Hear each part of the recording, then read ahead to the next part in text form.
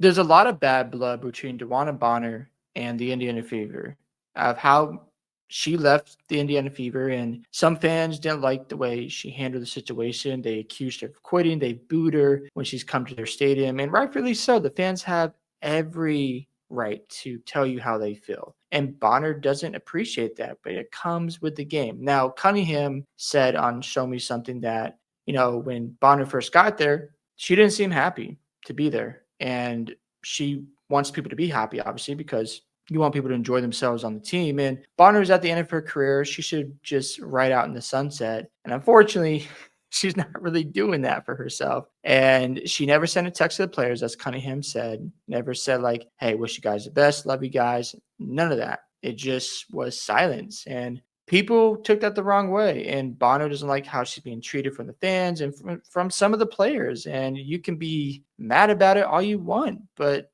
that's just how it goes. It comes with the territory. And these fans are passionate with Indiana. Indiana itself is a big basketball state.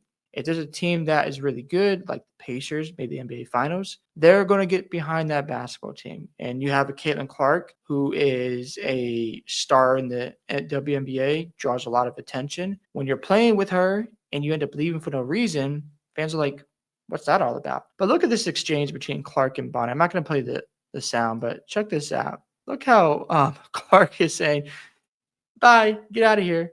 And DB's just like mad about the whole thing, and she's still talking. And Clark saying, there's another quote which said that wasn't a foul, and Bonner's just going back and forth here. I'm like, yo, just go to the bench. Who cares? At this point, you guys are in control of the game. And now the foul differential was crazy because I think it was 23-8 on free throw attempts for the Mercury versus the Fever. You already know that the Indiana Fever gets a lot of bad calls from these refs. And yeah, I just don't get this from DB. Like, just ride out your career. Who cares what they're doing? Everybody's going to have their opinions about you, whether you like it or not. And as you see from some fans here, DB is flat out lousy. Would have been nice if they could beat the Mercury, but they are so decimated with injuries right now. And it would be great if we did get a first round matchup between the Fever and Mercury. I don't think that's likely, but with the news of Caitlin Clark, I don't see that happening. But yeah, I just don't get the whole back and forth. There's also, we know about Alyssa Thomas, where she's had her back and forth with the fans, and she still does that now, trash talks. It's good for the league. We need this type of energy, but it's fun to see how this all plays out. And the Mercury won. Good for them. I'm not mad about it. And of course, people will say, well, the Fever don't have all the best players. Got a point there. Not going to argue that. And it's kind of hard to win basketball games when you don't have your best players. I think they won the game by like 6 points. Yeah, 85-79. And I guess you could say that was impressive. And the Mercury are 27-14. They deserve their flowers. They're playing good ball. They've won 6 in a row. Right now, they're the third seed. I don't know if they would win the tiebreaker against the Aces. They end up holding, off the Aces, get the third seed. And let's just say they get knocked out in the first round, or let's say that right now they would play the Valkyries, and let's say Golden State would pull off the upset. The amount of trolling, oh my gosh, it would be out of control, and it would be really, really funny. Oh my goodness, I would crack up laughing if the Mercury loses that type of game against an expansive team that just came into the league. The amount of trolls and backlash they would get from Indiana fans would just be so funny to watch. And the crash outs from Bonner and Alyssa Thomas, woo, be pure cinema.